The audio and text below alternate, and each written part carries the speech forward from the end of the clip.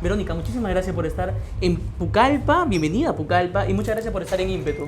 No, a ustedes, gracias a Ímpetu por esta oportunidad de dirigirme a las familias de Ucayali, gracias a Pucallpa por el cálido recibimiento, muy contenta de estar aquí. Vayamos a los 100 primeros días. ¿Cuál es tu plan de los 100 primeros días para tanto reactivar nuestra economía, pero también para enfrentar a este virus, al coronavirus que acá a nosotros también nos ha afectado mucho como región? Así es. Mira, como tú bien lo has dicho, las prioridades del siguiente gobierno, y nosotros lo tenemos muy claro, son garantizar la salud, ponerle un freno a la pandemia y reactivar la economía. Para lo primero, necesitamos, primero que nada, garantizar vacunación universal, gratuita y ordenada.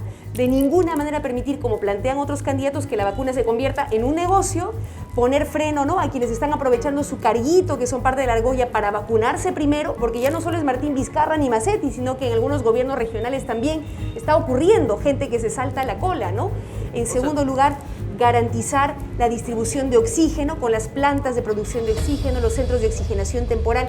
Si hace falta, tomar el control de la producción y distribución de oxígeno medicinal aplicando la Ley General de Salud y finalmente reabrir las postas médicas y los centros de salud, que son las que están más cerca de la gente, que pueden monitorear, ¿no?, la situación de contagio, atender tempranamente a quienes se contagian para evitar que su situación se agrave y además colaborando con las experiencias, ¿no?, de medicina tradicional como el Comando Matico, que he tenido la oportunidad de conocer esta vez en vivo y en directo, que ha sido muy importante también para acompañar al pueblo de Ucayali en esta resistencia. Y en el lado de la reactivación económica que tú has planteado, nosotros proponemos el Plan Chamba, que implica, en primer lugar, una garantía de 30.000 millones de soles para poder dar crédito barato a las MIPES, ¿no es cierto?, para que no sigan quebrando como está ocurriendo en todo el país. 2 bonos universales nacionales, uno en agosto y otro en septiembre para las familias que más lo necesitan, para que con esa platita puedan comprar alimentos, insumos de primera necesidad, a agricultores, a comerciantes, con eso mueven la economía. Y finalmente, un programa de empleo masivo temporal, con pequeños proyectos de ejecución rapidita, limpieza, mantenimiento y el aumento de la inversión pública para cerrar las brechas de infraestructura, agua, saneamiento, conectividad y generar empleo. Eso es lo que hay que hacer en lo inmediato para salvar la vida de la gente y resucitar la economía. Aterricemos en la Amazonía para defender a las comunidades indígenas y también plantear entre un punto medio entre el sector forestal y las comunidades indígenas. Primero, para el sector forestal, ¿cuál es el plan de Verónica Mendoza para trabajar de la mano con el sector forestal y los madereros, en este caso la tala ilegal? ¿Cuáles serán las acciones en un gobierno suyo, en eventual gobierno suyo? Lo primero es ordenar nuestra casa, participativamente, no desde una oficina en Lima, sino en diálogo con las autoridades locales, con las propias comunidades indígenas, decidir claramente dónde, ¿no?, se puede hacer determinada actividad, qué nos conviene, dónde podemos explotar madera, ¿no es cierto?, eventualmente en zonas ya degradadas, ahí se puede también avanzar con procesos de reforestación. En segundo lugar, fortalecer la capacidad de las autoridades regionales forestales, que la verdad pues están abandonadas. En tercer lugar, establecer una alianza muy estrecha con las comunidades indígenas y en particular con valiosas experiencias que nacieron aquí en Ucayali de monitoreo, vigilancia territorial, ¿no?, para proteger nuestros territorios y también siendo muy activo el Estado desde la Defensoría del Pueblo hasta el Ministerio de Justicia en proteger, cuidar a nuestros defensores ambientales. En los últimos tiempos ha habido casos muy dolorosos, ¿no?, de líderes indígenas asesinados, ¿no?, por traficantes de madera o narcotraficantes, precisamente porque nuestros hermanos indígenas defendían nuestra Amazonía, defendían la vida. Justamente eso, entonces, ¿qué vamos a hacer para defendernos del narcotráfico? Que también es uno de los factores que enfrentan las comunidades que justamente son vulnerables ante problemas como este. Para cerrar el tema de las comunidades y de los pueblos indígenas, creo que es fundamental garantizar la titulación y protección de sus territorios, reconocer a los pueblos indígenas además con personería jurídica, ¿no?, con sus derechos colectivos sobre sus territorios y de hecho planteamos que estos se consagren en la nueva Constitución. Esa es una de las razones por las cuales planteamos una nueva Constitución para que se reconozca a cabalidad a los pueblos indígenas y además se reconozca que nuestro Estado es plurinacional, se reconozca de verdad, ahora que conmemoramos el bicentenario de nuestra independencia, que en nuestro país habemos pueblos quechuas, aymara, shipibo, conibo, ayáninca, que merecen también ese reconocimiento. Ahora, sobre el tema específico del narcotráfico que tú mencionabas, lo primero que hay que señalar, aunque nos duela reconocerlo, es que la estrategia de combate al narcotráfico de los últimos 30 años es un fracaso. El 2020 el Perú ha seguido siendo el primer productor de pasta básica. Entonces, ¿vamos a seguir haciendo lo mismo para seguir fracasando? No, ¿verdad? Entonces hay que cambiar la estrategia. Lo primero tiene que ser una estrategia soberana, decidida por el Perú, no por los Estados Unidos.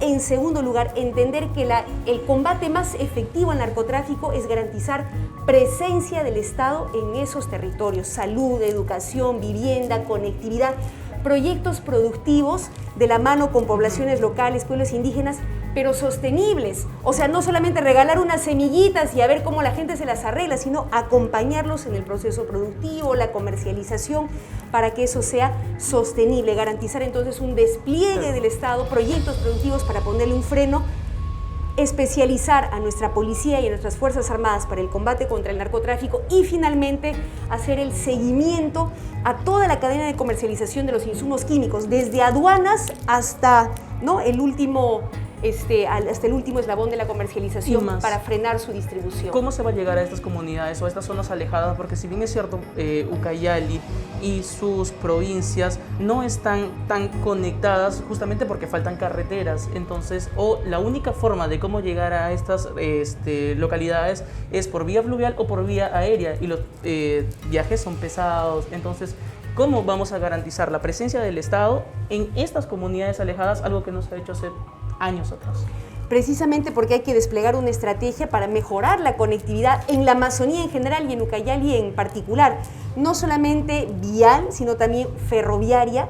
Hay que recordar que el tren es el transporte más seguro y eficaz, ¿no?, que lamentablemente en el Perú está completamente abandonado, pero es una estrategia que hay que analizar.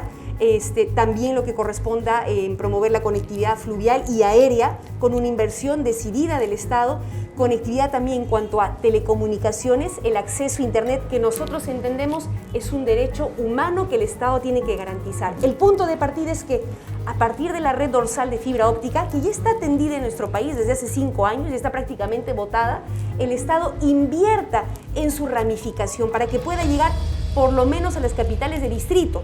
Luego habrá zonas donde necesitaremos satélites o microondas para replicar la señal, pero se puede perfectamente conectar digitalmente todas las localidades. Eso va a servir para el combate contra actividades ilegales, pero también para que nuestros productores, artesanos puedan acceder, ¿no?, a plataformas o ferias digitales, y sobre todo va a servir para garantizar la educación de nuestros niños y niñas, porque muchos de ellos el año pasado simplemente han perdido el año escolar. Claro, solo el en Ucayali Internet es clave para garantizarles la educación de calidad. Solo en Ucayali más de 35.000 escolares han perdido las clases, y me imagino el panorama es más grande en todo el Perú. Terrible. ¿Cuánto es la inversión en educación que están planteando ustedes dentro del PBI? La idea es llegar progresivamente al 2026 a un 6% de inversión en el PBI nacional. Es cuestión de voluntad política. Mira tú el Perú, que ha tenido crecimiento económico sostenido en los últimos años. Es la verdad. El problema es que ese dinero se quedó en los bolsillos de unos pocos, ¿no? Claro. Y estuvimos con uno de los presupuestos más bajos en salud y en educación de América Latina. Eso tiene que cambiar. Hay que priorizar estos sectores a partir también de la recuperación de la soberanía sobre nuestros recursos. Ahora que hemos estado conversando con organizaciones sociales, familias de Ucayali, la gente está muy indignada con que el balón de gas está costando 44 hasta 50 soles, teniendo gas natural aquícito en Aguaitía. ¿Por qué no se usa para el consumo de las familias de Ucayali, para el transporte, para darle valor agregado a la madera utilizada sosteniblemente o a otras riquezas de la región? Nosotros sí nos comprometemos a recuperar la soberanía sobre ese gas para que se quede aquí en Ucayali y en el Perú y beneficie a nuestra gente. Listo, solamente para terminar, en el caso del trabajo integrado con los gobiernos regionales, ¿cuál va a ser el plan de Juntos por el Perú para trabajar de manera integrada con los gobiernos regionales?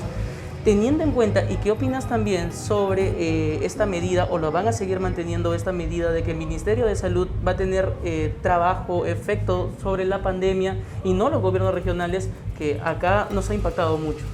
Mira, como cusqueña, como serrana, yo sé lo que es el centralismo limeño. Sé que duele que desde una oficina en Lima, sin conocer tu realidad, tomen decisiones sobre tu territorio, sobre tus recursos, ¿no?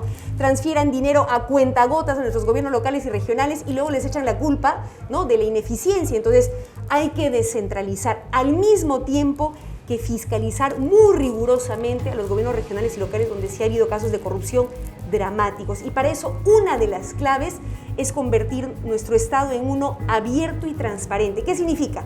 Como vamos a tener Internet masificado, exigir que todos los antecedentes de los funcionarios públicos, tanto del gobierno central como de los gobiernos regionales, licitaciones, contrataciones, ejecución de los presupuestos, todo esté en línea, en Internet, de tal manera que la prensa independiente, los ciudadanos, las organizaciones de sociedad civil pueden estar vigilando, fiscalizando cómo se gasta nuestra plata. Vamos a ser los mejores fiscalizadores, ¿no? En garantizar que las cosas se ejecuten adecuadamente. Verónica, con esta pregunta quiero terminar. ¿Por qué crees que Ucayali, que en las últimas elecciones ha dado muestras de un 60% a la señora Keiko Fujimori, por qué crees que ahora tiene que cambiar esa clase política y, bueno, apostar por Juntos por el Perú?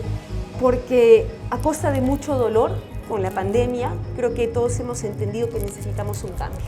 No podemos más de un Estado que nos deja morir por falta de oxígeno. No podemos más de un Estado que permite que decenas de miles de niños pierdan el año escolar porque no nos dan Internet.